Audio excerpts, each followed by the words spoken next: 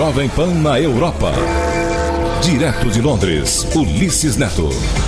É o microfone Jovem Pan na Europa, agora com imagens aqui no Jornal da Manhã. Ulisses, não é só no Brasil que tem Caixa 2, não é isso? Bom dia.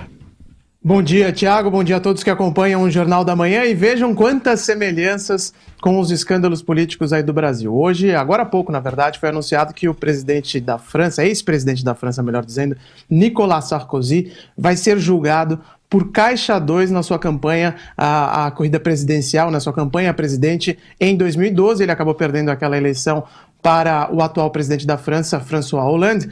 Mas o que os investigadores lá na França descobriram é que o Nicolas Sarkozy gastou muito mais do que o teto permitido pela lei francesa. Naquela época já existia um limite de gastos na França, que depois aí no Brasil foi implementado também, né? E em 2012 esse limite era de 22 milhões e meio de euros.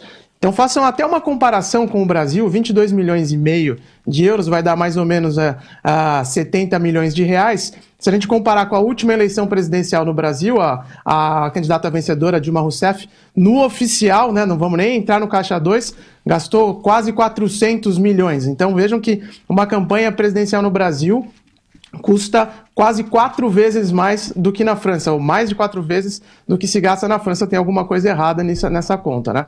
Mas o que a justiça francesa descobriu também é que o Nicolas Sarkozy utilizou uma empresa de relações públicas para lavar esse dinheiro. Ou seja, trouxe notas fiscais falsas para justificar alguns gastos que não teriam ocorrido e que também excederam esse limite de campanha lá na França. Vai ser a segunda vez que um ex-presidente francês vai a julgamento. A primeira foi com o Jacques Chirac. Ele acabou recebendo uma pena de prisão de 2 anos. Não foi para a cadeia, mas recebeu essa pena. E agora o Nicolas Sarkozy, que tentou, inclusive, ser candidato a presidente da França nessa eleição atual, mas foi derrotado pelo candidato republicano François Fillon nas primárias do partido, e o próprio François Fillon também está envolvido num escândalo de corrupção. Ontem ele concedeu uma entrevista coletiva pedindo desculpas por ter empregado a esposa e também 2 filhos em seu gabinete. A imprensa francesa diz que eles eram funcionários fantasmas, nunca trabalharam no gabinete do François Fillon,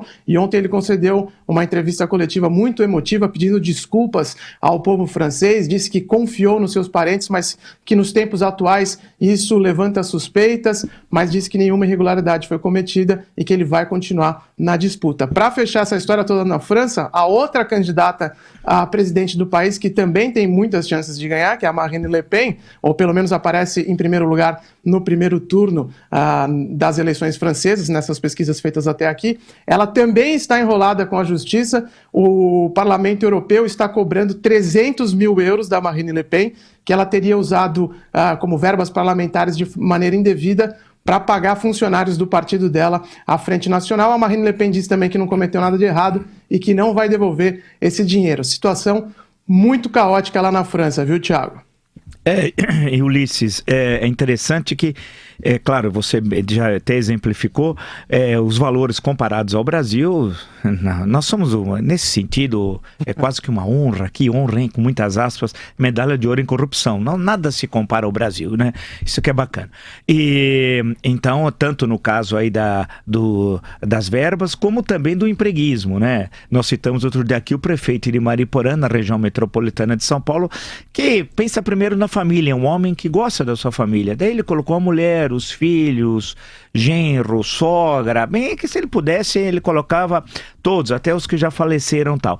Agora, tem o Crivella no Rio também, que está seguindo um caminho bem parecido, né? Colocou o filho, afinal, o pai gosta do filho e tal, e assim vai. Agora, interessante que na eleição da França, é sempre importante destacar, foi lá que nasceu a eleição em 2 turnos, né? Com a Constituição de 1958 e o intuito do De Gaulle, que deu um golpe de Estado em 58 e depois vai ser eleito presidente e aprovar por plebiscito a Constituição, era criar a polarização direita-esquerda para garantir que no segundo turno o presidente tivesse a maioria absoluta de votos e um poder de força maior tal. Apesar que na França, vale lembrar, você tem uma presença do parlamento, é um semi-parlamentarismo tal. Agora, e lembrar também que o presidente francês atual, não custa reafirmar, o François Hollande, ele é o presidente mais impopular, né, da Quinta República Francesa, que nasceu em 58, e que não é candidato à reeleição. Você não ser candidato à reeleição é que você está no fundo do poço, né? E nem disputou as primárias do partido dele, porque sabia que não teria chance de vencer nem as primárias do partido, quanto mais a eleição principal. Ficou para o Benoît Hamon, que é um candidato com aquelas propostas que a gente já discutiu aqui, né, que são consideradas bastante radicais para os tempos atuais, como o imposto do robô, né? Então, a eleição na França está muito aberta, bastante confusa, e a cada semana as notícias vão sendo mais favoráveis para o candidato independente, que é o Emmanuel Macron, também pela primeira vez, um candidato que fundou o partido dele faz questão de 1 ano, 2, vai ter essa chance tão grande de ser eleito lá na França. A eleição é no final de abril, o primeiro turno e o segundo turno em maio.